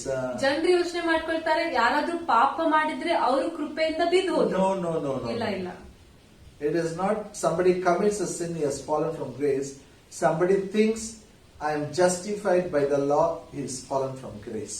ಯಾರೊಬ್ರು ಪಾಪ ಮಾಡಿದ ಕಾರಣ ಕೃಪೆಯಿಂದ ಬೀಳಲಿಲ್ಲ, ಆದ್ರೆ ಅವ್ರು ಅನ್ಕೊಳ್ತಾರೆ ಧರ್ಮಶಾಸ್ತ್ರವೇ ನನಗೆ ನೀತಿವಂತನಾಗಿ ಮಾಡಿದೆ ಅಂತ ನಂಬಿದಾಗ್ಲೇ ಅವ್ರ ಕೃಪೆಯಿಂದ ಬಿದ್ದು ಹೋಗ್ತಾರೆ. Hallelujah. So we are not justified by law. We love God, we practice moral laws. ನಾವು ಧರ್ಮಶಾಸ್ತ್ರದಿಂದ ನೀತಿವಂತರಾಗ್ಲಿಲ್ಲ, ನೈತಿಕ ನಿಯಮಗಳನ್ನು ಪಾಲಿಸ್ತೇವೆ ಯಾಕೆಂದ್ರೆ ದೇವರನ್ನು ಪ್ರೀತಿಸ್ತೇವೆ. When you know this truth, then sin will not have a dominion over you. ಈ ಸತ್ಯವನ್ನು ನೀವು ತಿಳಿದುಕೊಂಡಾಗ, ಅರ್ಥ ಮಾಡಿಕೊಂಡಾಗ ಪಾಪವು ನಿಮ್ಮ ಮೇಲೆ ದೊರೆತನ ಮಾಡಕ್ಕಾಗಲ್ಲ. Turn your Bible to Romans 6th chapter. ನಿಮ್ಮ ಬೈಬಲ್ಗಳನ್ನು ರೋಮಾಪುರದವರಿಗೆ 6ನೇ ಅಧ್ಯಾಯಕ್ಕೆ ತಿರುಗಿಸಿ. Verse 14. ರೋಮ 6ನೇ ಅಧ್ಯಾಯ 14ನೇ ವಾಕ್ಯ. For sin shall not have a dominion over you, for you are not under the law, but under grace. ರೋಮ 6ನೇ ಅಧ್ಯಾಯ Verse 14. 14ನೇ ವಾಕ್ಯ. ಯಾಕೆಂದ್ರೆ ಪಾಪವು ನಿಮ್ಮ ಮೇಲೆ ಅಧಿಕಾರ ನಡೆಸದು, ನೀವು ಧರ್ಮಶಾಸ್ತ್ರಕ್ಕೆ ಅಧೀನರಲ್ಲ, ಕೃಪೆಗೆ ಅಧೀನರಾಗಿದ್ದೀರಷ್ಟೇ. Hallelujah. Hallelujah. Sin shall not have dominion over you. ಪಾಪವು ನಿಮ್ಮ ಮೇಲೆ ಅಧಿಕಾರ ನಡೆಸದು. You are not under law but under grace. ನೀವು ಧರ್ಮಶಾಸ್ತ್ರ ಅಧೀನರಲ್ಲ, ಕೃಪೆಗೆ ಅಧೀನರಾಗಿದ್ದೀರಿ. Meaning is you are not justified by law. ನೀವು ಧರ್ಮಶಾಸ್ತ್ರದ ಮೂಲಕ ನೀತಿವಂತರಾಗ್ಲಿಲ್ಲ. You are not saved by law.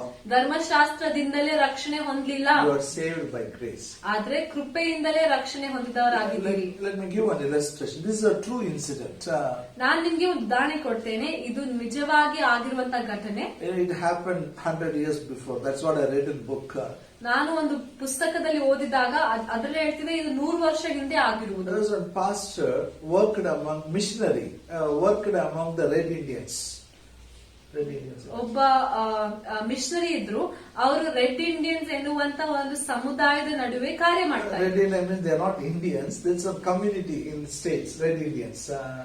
Red Indians ಅಂದ್ರೆ ಭಾರತೀಯರು ಅಲ್ಲ, ಆದ್ರೆ ಅಮೆರಿಕಾದಲ್ಲಿ ಒಂದು ತರದ ಗುಂಪಿನ ಜನರು. And he worked among them. Then he took all of them by train to another station. ಅವರೊಟ್ಟಿಗೆ ಆತನು ಕಾರ್ಯ ಮಾಡ್ತಾ ಇದ್ದ, ಕೆಲಸ ಮಾಡ್ತಾ ಇದ್ದ ನಡುವೆ ಆಮೇಲೆ ಅವರೆಲ್ಲರನ್ನು ಟ್ರೈನ್ ಇಂದ ಇನ್ನೊಂದು ಊರಿಗೆ ಕರ್ಕೊಂಡು ಹೋಗ್ತಾ ಇದ್ದಾರೆ. First time these people are traveling by train. ಈ ಎಲ್ಲ ಜನರು ಅವರು ಮೊದಲನೇ ಸಲ ಟ್ರೈನ್ ಇಂದ ಪ್ರಯಾಣ ಮಾಡ್ತಾ They ಇದ್ರು. were so excited. ಅವ್ರಿಗೆ ಇಷ್ಟೊಂದು ಆಸಕ್ತಿ, ಇಷ್ಟೊಂದು ಉಲ್ಲಾಸ ಇತ್ತು. So every railway station they look, what is this, what is this, what is that. ಪ್ರತಿಯೊಂದು ಸ್ಟೇಷನ್ ಬಂದಾಗ ಅವ್ರು ಹೊರಗೆ ನೋಡ್ತಾ ಇದ್ರು, ಇದೇನು ಅದೇನು ಅಂತ ಬಹಳ ನೋಡ್ತಾ ಇದ್ರು. He took them to a far place. ಆತನು ಅವರೆಲ್ಲರನ್ನು ಒಂದು ದೂರಿರುವಂತ ಊರಿಗೆ ಕರ್ಕೊಂಡು ಹೋದ. And took all of them to one palace, in a big palace, make them to stay. A big palace, all can stay together there. ಒಂದು ದೊಡ್ಡದಾಗಿರುವಂತ ಅರಮನೆಗೆ ಅವರನ್ನೆಲ್ಲರನ್ನು ಕರ್ಕೊಂಡು ಹೋಗ್ತಾನೆ, ಅಲ್ಲಿ ಎಲ್ಲರೂ ಜೊತೆಯಲ್ಲಿ ಇರುವಂತೆ. A very nice, clean, and beautiful palace. ಬಹಳ ಸುಂದರವಾಗಿತ್ತು, ಬಹಳ ಸ್ವಚ್ಛವಾಗಿರುವಂತ ಅರಮನೆ. And he was teaching them about law and grace.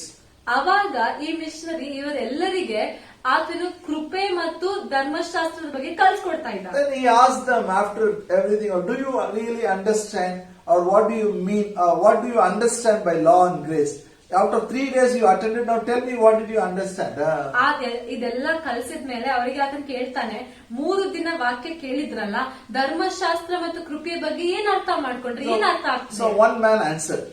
ಆ ಗುಂಪಿನಲ್ಲಿ ಒಬ್ಬ ವ್ಯಕ್ತಿ ಎದ್ದಿಂತ ಹೇಳ್ತಾನೆ, Sir, I observed every railway station they said don't spit, people did it. ಆ ಒಬ್ಬ ವ್ಯಕ್ತಿ ಹೇಳ್ತಾನೆ, ಸರ್ ನಾನ್ ಪ್ರತಿಯೊಂದು ರೈಲ್ವೆ ಸ್ಟೇಷನ್ ಅಲ್ಲಿ ನೋಡ್ತಾ ಇದ್ದೆ, ಅಲ್ಲಿ ಬರೆಯಲ್ಪಟ್ಟಿತ್ತು ಉಗಳಬೇಡಿರಿ ಅಂತ, ಆದ್ರೂ ಅಲ್ಲೇ ಎಲ್ರು ಉಗುಳ್ತಾ ಇದ್ರು. Exactly, wherever don't means they have done it. ಎಲ್ಲೆಲ್ಲಿ ಉಗಳಬೇಡಿರಿ ಅಂತ ಬರೆಯಲ್ಪಟ್ಟಿತ್ತೋ ಅಲ್ಲೇ ಎಲ್ರು ಉಗುಳ್ತಾ ಇದ್ರು. In this palace nowhere it is written don't do this, don't do this. But here nobody is doing it. It is neat. ಆತನು ಹೇಳ್ತಾನೆ, ಈ ಅರಮನೆಯಲ್ಲಿ ನೋಡ್ರಿ ಎಲ್ಲೂ ಕೂಡ ಉಗುಳಬೇಡಿರಿ ಅಂತ ಬರೆಯಲ್ಪಟ್ಟಿಲ್ಲ, ಆದ್ರೂ ಯಾರು ಉಗುಳ್ತಾ ಇಲ್ಲ, ಇಷ್ಟು ಸ್ವಚ್ಛವಾಗಿದೆ. So it's like law is like a railway station where they wrote don't spit. ಆತನು ಹೇಳ್ತಾನೆ, ಧರ್ಮಶಾಸ್ತ್ರ ಅಂದ್ರೆ ರೈಲ್ವೆ ಸ್ಟೇಷನ್ ತರ, ಅಲ್ಲಿ ಹೇಳ್ತದೆ ಉಗುಳಬೇಡಿರಿ ಅಂತ ಬರೆಯಲ್ಪಟ್ಟಿದೆ. And grace is like a beautiful palace. We enjoy this place. ಆದ್ರೆ ಕೃಪೆಯು ಒಂದು ಸುಂದರವಾಗಿರೋ ಅರಮನೆಯ ಹಾಗೆ, ಅರಮನೆಯಲ್ಲಿ ಇರುವುದಕ್ಕೆ ನಾವು ಆನಂದಿಸ್ತೇವೆ. Whereas when don't spit means man will do it. ಆತನು ಹೇಳ್ತಾನೆ, ಯಾವಾಗ ಜನರು ಹೇಳ್ತಾರೆ ಉಗುಳ್ಬೇಡ್ರಿ ಅಂತ ಅಲ್ಲೇ ಉಗುಳ್ತಾರೆ. Hallelujah. You are not living in that period of law. You are in the beautiful period of grace. Hallelujah. Where Jesus has accomplished everything for you. ನೀವು ಧರ್ಮಶಾಸ್ತ್ರದ ಕಾಲದಲ್ಲಿ ಜೀವಿಸ್ತಾ ಇಲ್ಲ, ಇವಾಗ ಸುಂದರವಾಗಿರುವಂತ ಕೃಪೆಯ ಕಾಲದಲ್ಲಿ ಜೀವಿಸ್ತಾ ಇದ್ದೀರಾ.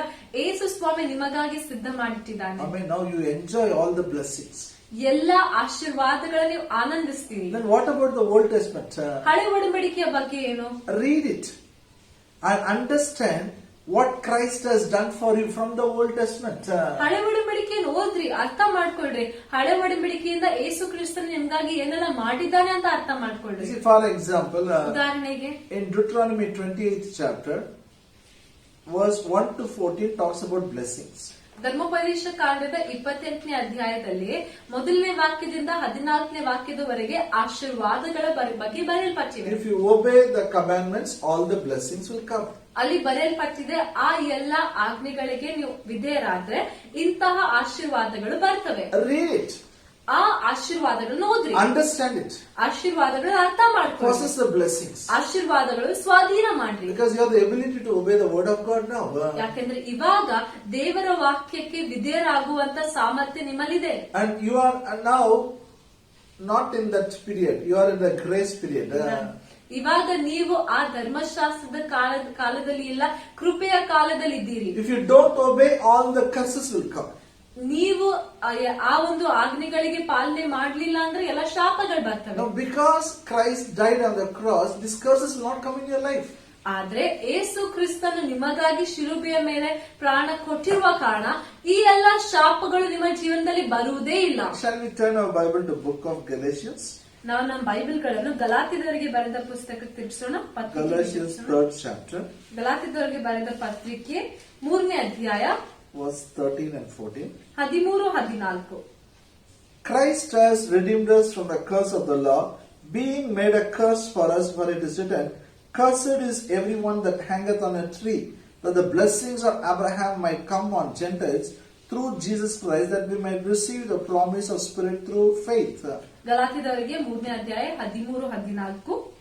ಅಬ್ರಹಾಮನಿಗೆ ಉಂಟಾದ ಆಶೀರ್ವಾದವು ಕ್ರಿಸ್ತ ಯೇಸುವಿನಲ್ಲಿ ಅನ್ಯ ಜನರಿಗೆ ಉಂಟಾಗುವಂತೆಯೂ ದೇವರು ವಾಗ್ದಾನ ಮಾಡಿದ ಆತ್ಮನು ನಮಗೆ ನಂಬಿಕೆಯ ಮೂಲಕ ದೊರಕುವಂತೆಯೂ ಕ್ರಿಸ್ತನು ನಮ್ಮ ನಿಮಿತ್ತ ಶಾಪವಾಗಿ ಧರ್ಮಶಾಸ್ತ್ರದಲ್ಲಿ ಹೇಳಿರುವ ಶಾಪದೊಳಗಿಂದ ನಮ್ಮನ್ನು ಬಿಡಿಸಿದನು. ಮರಕ್ಕೆ ತೂಗು ಹಾಕಲ್ಪಟ್ಟ ಪ್ರತಿಯೊಬ್ಬನು ಶಾಪಗ್ರಸ್ತನು ಎಂದು ಶಾಸ್ತ್ರದಲ್ಲಿ ಬರೆದಿದೆಯಲ್ಲ.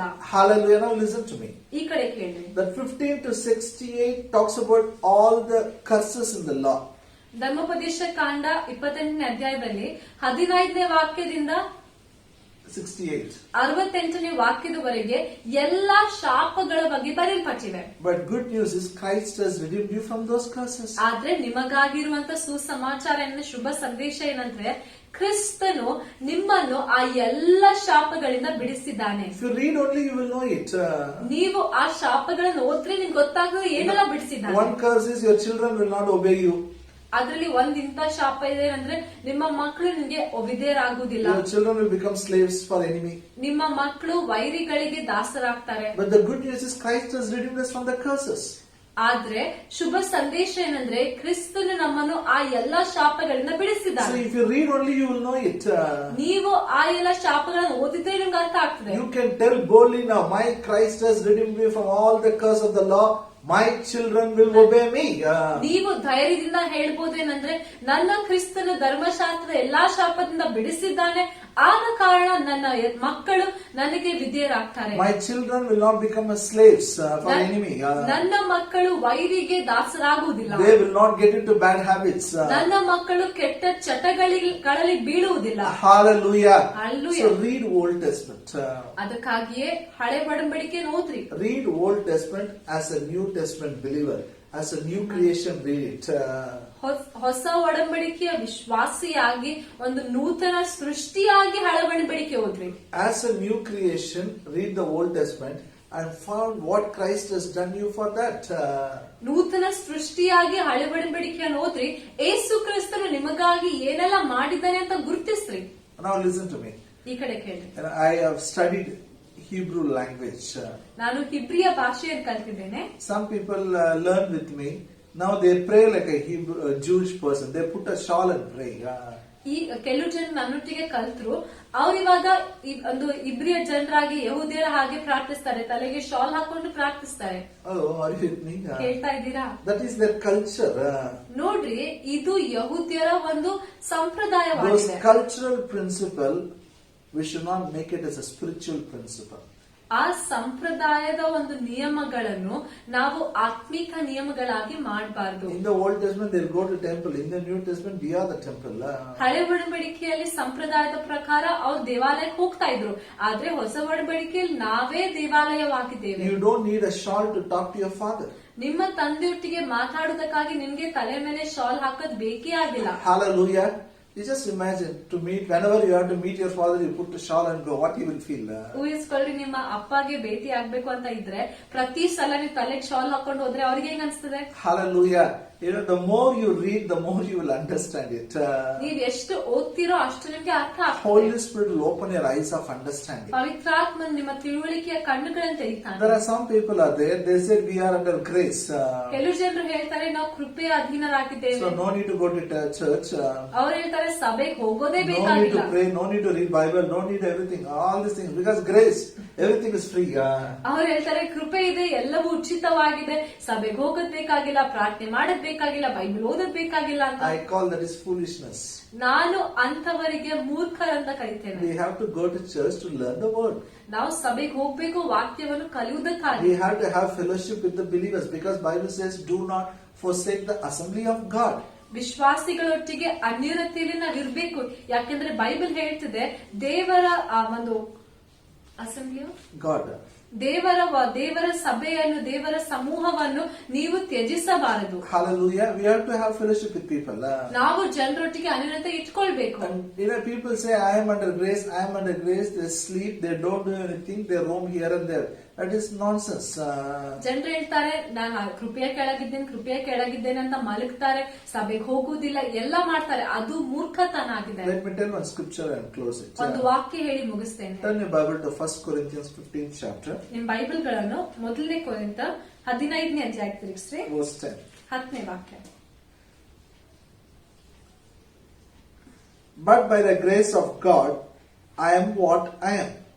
And His grace, which was bestowed upon me, was not in vain. But I labored more abundantly than they all. Yet not I, but the grace of God, which was with me. 1 ಕೊರಿಂಥ 15ನೇ ಅಧ್ಯಾಯ 10ನೇ ವಾಕ್ಯ. ಆದರೆ ನಾನು ಎಂಥವನಾಗಿದ್ದೇನೋ ದೇವರ ಕೃಪೆಯಿಂದಲೇ ಅಂಥವನಾಗಿದ್ದೇನೆ. ನನಗುಂಟಾದ ಆತನ ಕೃಪೆಯು ನಿಷ್ಫಲವಾಗಲಿಲ್ಲ. ನಾನು ಅವರೆಲ್ಲರಿಗಿಂತಲೂ ಹೆಚ್ಚಾಗಿ ಪ್ರಯಾಸ ಪಟ್ಟೆನು. ಆದರೆ ಪ್ರಯಾಸ ಪಟ್ಟವನು ನಾನಲ್ಲ, ನನ್ನೊಂದಿಗಿರುವ ದೇವರ ಕೃಪೆಯೇ. Hallelujah. Hallelujah. In verse 9, he says, I am least of all the apostles. 9ನೇ ವಾಕ್ಯದಲ್ಲಿ ಆತನು ಹೇಳ್ತಾನೆ, ನಾನಂತೂ ಅಪೊಸ್ತಲರಲ್ಲಿ ಕನಿಷ್ಠನು. Means I am least than Peter, John, everybody. Not need to even, not worthy to be called as an apostle. Because I persecuted the church of God. ಆತನು ಹೇಳ್ತಾನೆ, ಎಲ್ಲ ಪೇತ್ರನಿಗಿಂತ ಯೋಹಾನನಿಗಿಂತ ನಾನು ಕನಿಷ್ಠನಾಗಿದ್ದೇನೆ, ನಾನು ಅಪೊಸ್ತಲನೆಂದು ಕರೆಯಲ್ಪಡುವುದಕ್ಕಾಗಿ ಯೋಗ್ಯನಲ್ಲ. But he says, by the grace of God, I am what I am. ಆದ್ರೆ ಆತನು ಹೇಳ್ತಾನೆ, ದೇವರ ಕೃಪೆಯಿಂದಲೇ ನಾನು ಎಂಥವನಾಗಿದ್ದೇನೋ ಅಂಥವನಾಗಿದ್ದೇನೆ. I worked harder than all the other apostles. ಆತನು ಹೇಳ್ತಾನೆ, ಎಲ್ಲಾ ಅಪೊಸ್ತಲರಿಗಿಂತಲೂ ನಾನು ಪ್ರಯಾಸ ಪಟ್ಟೆ. Hallelujah. In 1 Corinthians 14th chapter it says, I pray in tongues more than all of you. 1 ಕೊರಿಂಥ 14ನೇ ಅಧ್ಯಾಯದಲ್ಲಿ ಪೌಲನು ಹೇಳ್ತಾನೆ, ನಿಮ್ಮೆಲ್ಲರಿಗಿಂತಲೂ ನಾನು ಹೆಚ್ಚಾಗಿ ಅನ್ಯ ಭಾಷೆಯಲ್ಲಿ ಪ್ರಾರ್ಥಿಸ್ತೇನೆ. He worked hard. ಆತನು ಅಲ್ಲಿ ಪ್ರಯಾಸ ಪಟ್ಟನು. That is grace. ಅದು ಕೃಪೆ. That's why he planted so many churches. ಅದಕ್ಕಾಗಿ ಎಷ್ಟೊಂದು ಸಭೆಗಳನ್ನು ಸ್ಥಾಪಿಸಿದ. When I was working as a school teacher, when I came to Gulbarga, I had a lot of desire to serve the Lord. ನಾನು school teacher ಆಗಿ ಕೆಲಸ ಮಾಡುವಾಗ ಗುಲ್ಬರ್ಗಾಗೆ ಬಂದಾಗ ದೇವರ ಸೇವೆ ಮಾಡ್ಬೇಕು ಅಂತ ಬಹಳ ಆಸೆ ಇತ್ತು. But I don't know how to do. ಆದ್ರೆ ಸೇವೆ ಹೇಗ್ ಮಾಡ್ಬೇಕು ಅಂತ Because ಗೊತ್ತಿರ್ಲಿಲ್ಲ. I don't know the local language. ಯಾಕೆಂದ್ರೆ ಈ ಊರಿನ ಭಾಷೆ ಗೊತ್ತಿರ್ಲಿಲ್ಲ. I don't know how to begin, and I used to just go and attend some prayer meetings, do all the cleaning, putting the carpet, all this work I'll do it. ನಂಗೆ ಹೇಗ್ ಸಾರ್ಬೇಕು ಏನು ಗೊತ್ತಿರ್ಲಿಲ್ಲ. ಯಾಕಂದ್ರೆ ಸಭೆಗೆ ಹೋದಾಗ ನಾನು ಸಭೆಯಲ್ಲಿರುವಂತ ಕೆಲಸಗಳನ್ನು ಅಲ್ಲಿ ಸ್ವಲ್ಪ ಸ್ವಚ್ಛ ಮಾಡುದು ಅಂತ ಕೆಲಸಗಳನ್ನು ಮಾಡ್ತಾ ಇದ್ದೆ. And I was talking with one man of God. He says, brother, it is grace. It is not you do it. When the grace of God is there, you will do it. ನಾನೊಬ್ಬ ದೇವರ ಸೇವಕನೊಟ್ಟಿಗೆ ಮಾತಾಡ್ತಾ ಇರ್ಬೇಕಾದ್ರೆ, ದೇವರ ಮನುಷ್ಯನೊಟ್ಟಿಗೆ ಮಾತಾಡ್ತಾ ಇರ್ಬೇಕಾದ್ರೆ ಅವ್ರು ಹೇಳಿದ್ರು, ಸಹೋದರರೇ, ಇದು ಕೃಪೆ ಆಗಿದೆ, ನಿಮ್ಮ ಕಾರ್ಯ ಅಲ್ಲ, ಕೃಪೆ ಮಾತ್ರ. So I took the Bible and searched for all the grace scriptures. I started underlining. I started meditating on it. ಅದಕ್ಕಾಗಿ ನಾನು ಬೈಬಲ್ ತಗೊಂಡು ಎಲ್ಲಾ ಕೃಪೆಯ ವಾಕ್ಯಗಳನ್ನು ಅಂಡರ್ಲೈನ್ ಮಾಡ್ತಾ ಇದ್ದೆ. ಕೃಪೆಯ ವಾಗ್ದಾನಗಳ ಮೇಲೆ ನಾನು ಧ್ಯಾನ ಮಾಡ್ತಾ ಇದ್ದೆ. The more I meditate on grace, ನಾನು ಎಷ್ಟು ಕೃಪೆಯ ಮೇಲೆ ಧ್ಯಾನ ಮಾಡ್ತಾ ಇದ್ದೆ, the more I started reading Bible. ಅಷ್ಟು ಜಾಸ್ತಿ ನಾನು ಬೈಬಲ್ ಓದ್ತಾ ಇದ್ದೆ. The more I started praying in tongues. ಅಷ್ಟು ಜಾಸ್ತಿ ನಾನು ಅನ್ಯ ಭಾಷೆಯಲ್ಲಿ ಪ್ರಾರ್ಥಿಸ್ತಾ We ಇದ್ದೆ. were 10 friends. ನಾವು 10 ಸ್ನೇಹಿತರಿದ್ವಿ. I can boldly tell, I am least among all. ನಾನು ಧೈರ್ಯದಿಂದ ಹೇಳ್ಬೋದು, ಅವರೆಲ್ಲರಲ್ಲಿ ನಾನು ಕನಿಷ್ಠನು. But I never wasted time. ಆದ್ರೆ ನಾನು ಸಮಯ ವ್ಯರ್ಥ ಮಾಡಲಿಲ್ಲ. Grace doesn't waste your time. Grace makes you to use your time wisely. ಕೃಪೆಯು ಸಮಯವನ್ನು ವ್ಯರ್ಥ ಮಾಡುವಂತೆ ಬಿಡುವುದಿಲ್ಲ. ಕೃಪೆಯು ನೀವು ಸಮಯವನ್ನು ಸರಿಯಾಗಿ ಉಪಯೋಗಿಸುವಂತೆ ಮಾಡುತ್ತದೆ. Every day I used to preach. ನಾನು ಪ್ರತಿದಿನ ಸಾರ್ತಾ ಇದ್ದೆ. I was working as a teacher. Teacher ಆಗಿ ಕೆಲಸ I ಮಾಡ್ತಾ used to ಇದ್ದೆ. go to my work. ಕೆಲ್ಸಕ್ಕೆ ಹೋಗ್ತಾ ಇದ್ದೆ. Evening time I used to go for ministry. ಸಾಯಂಕಾಲ ಸೇವೆಗೆ ಹೋಗ್ತಾ ಇದ್ದೆ. At night time I used to pray. ರಾತ್ರಿ ಸಮಯ ಪ್ರಾರ್ಥನೆ ಮಾಡ್ತಾ I ಇದ್ದೆ. don't insist people you pray so many hours. ನಾನು ಯಾರಿಗೂ ಹೇಳಲ್ಲ ಇಷ್ಟು ತಾಸು ಪ್ರಾರ್ಥನೆ But I ಮಾಡ್ಬೇಕು used to ಅಂತ. pray at least 2.5 hours to 3 hours. ಆದ್ರೆ ನಾನು ಕನಿಷ್ಠ 2 ತಾಸು 2.5 ತಾಸು 3 ತಾಸು Read ಪ್ರಾರ್ಥಿಸ್ತಾ 40 ಇದ್ದೆ. chapters per day. ಪ್ರತಿದಿನ ಕನಿಷ್ಠ 40 ಅಧ್ಯಾಯ Every day I will be preaching. ಪ್ರತಿದಿನ ಸಾರ್ತಾನೆ That's ಇದೆ. how the ministry began. ಆ ರೀತಿಯಲ್ಲಿಯೇ ಸೇವೆ ಪ್ರಾರಂಭವಾಯಿತು. And I started traveling everywhere. It's because of grace. ನಾನು ಬೇರೆ ಬೇರೆ ಪಟ್ಟಣಗಳಿಗೆ ಹೋಗಿ ಸಾರುವಂತದ್ದು ಅದು ಕೃಪೆಯಿಂದಲೇ. Hallelujah. Grace is like a beautiful palace. You enjoy it. ಕೃಪೆಯು ಒಂದು ಸುಂದರವಾಗಿರುವ ಅರಮನೆಯ ಹಾಗೆ ನೀವು ಅದನ್ನು ಆನಂದಿಸ್ತೀರಿ. It is not do's and don'ts. ಕೃಪೆ ಅಂದ್ರೆ ಇದನ್ನು ಮಾಡ್ಬೇಕು ಅದನ್ನು ಮಾಡಬಾರ್ದು ಅಂತ ಅಲ್ಲ. We love God. ನಾವು ದೇವರನ್ನು We ಪ್ರೀತಿಸ್ತೇವೆ. are God's children. ನಾವು ದೇವರ ಮಕ್ಕಳಾಗಿದ್ದೇವೆ. We want to be like God. That's why we practice moral laws. ನಾವು ದೇವರಂತೆ ಇರ್ಬೇಕು ಅಂತ ಬಯಸ್ತೇವೆ. ಅದಕ್ಕಾಗಿಯೇ ಎಲ್ಲ ನೈತಿಕ ನಿಯಮಗಳನ್ನು ಪಾಲಿಸ್ತೇವೆ. We can practice moral laws because of the grace of our Lord Jesus Christ. ನೈತಿಕ ನಿಯಮಗಳನ್ನು ಯೇಸು ಕ್ರಿಸ್ತನ ಕೃಪೆಯ ಮೂಲಕವೇ ನಾವು ಅನುಸರಿಸಬಹುದು. So don't neglect Old Testament. Read Old Testament. ಹಳೆ ಒಡಂಬಡಿಕೆಯನ್ನು ಅಲಕ್ಷ್ಯ ಮಾಡಬೇಡ್ರಿ. ಹಳೆ ಒಡಂಬಡಿಕೆ ಓದ್ರಿ. Read it with the New Testament believers' view. ಹೊಸ ಒಡಂಬಡಿಕೆಯ ವಿಶ್ವಾಸಿಯ ಒಂದು ದೃಷ್ಟಿಯಿಂದ ಅಂತಹ ನೋಟದಿಂದ ಹಳೆ ಒಡಂಬಡಿಕೆ ಓದ್ರಿ. Amen. Amen. Shall we pray? ಪ್ರಾರ್ಥನೆ ಮಾಡಿಕೊಳ್ಳೋಣ. Abba Father, in Jesus' name we come before you. We worship you. We love you, Father. We thank you for this day. Pray for all the believers. Open the eyes of understanding. Amen. They will read the Old Testament with as a new creation, Amen. keeping what Jesus has done on the cross for them. Yes. They will get a revelation. They will practice it. They are your image, O God. Yes. Will reflect you nothing. We thank you. We thank you for opening our eyes of understanding. No need to practice ceremonial laws. No need to practice cultural practice principles. Yes. Amen. You have liberated us from dietary laws. Amen. We will fulfill your plan and purpose. In Jesus' name we pray. Amen. May the grace of our Lord Jesus Christ, love of the Father, and the sweet fellowship of the Holy Spirit be with us now and forever. Amen. Amen.